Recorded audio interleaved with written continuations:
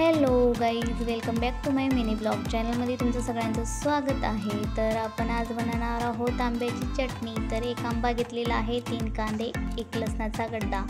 तर मी आंब्यावरचे सालटे व टप्पर काढून घेतलेले आहेत आणि त्याला बारीक चिरून घेतलेला आहे।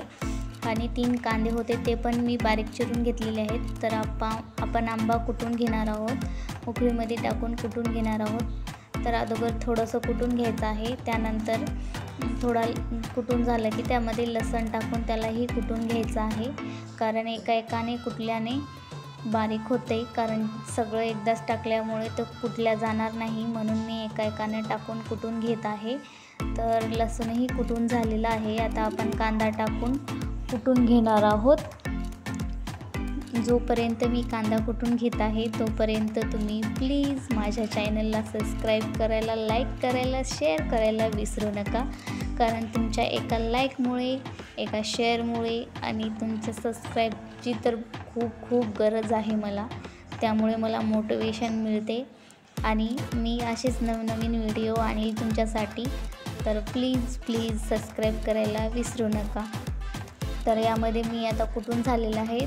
2 चमचे लाल चटणी टाकलेली आहे, ती तुम्ही तुमच्या आवडीनुसार टाकू शकता। कारण कोणाला तिखट आवडते तर कोणाला थोडंसं सपक आवडते, त्यामुळे तुम्ही तुमच्या अनुसार टाकू शकता त्यामध्ये। तर मी टाकून घेतलेलं आहे।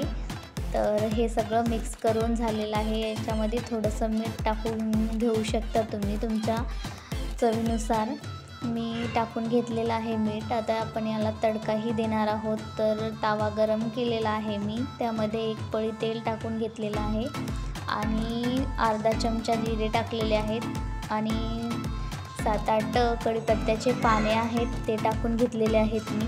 आणि आता कुटलेली चटणी आपण त्यामध्ये टाकून त्याला फ्राय करून घेणार आहोत। कारण त्यामध्ये जो कच्चा कांदा आहे ते फ्राय होईल आणि त्याचा कच्चापण आहे ते निघून जाईल आणि थोडं ते मऊ होईल। त्यामुळे आपण त्याला फ्राय करून घेणार आहोत। मस्तपैकी फ्राय करून घ्यायचं आहे त्याला छान, आणि कांदा मऊसूद होईपर्यंत त्याला फ्राय करून घ्यायचं आहे। फ्राय झाल्याच्या नंतर त्याला थोडा वेळ थंड होऊ द्यायचा आहे। थंड झाल्याच्या नंतर त्याला एका वाटीमध्ये काढून घ्यायचं आहे। तर आपण आता फ्राय झालेली आहे चटणी, कारण तेल सगळं चटणीनं सोकून घेतलेलं आहे। तर फ्राय झालेली आहे। मी गॅस बंद करते आणि थोडा वेळ थंड होऊ देते, त्यानंतर आपण काढून घेऊयात वाटीमध्ये। तर तुम्ही बघू शकता किती भारी दिसते चटणी।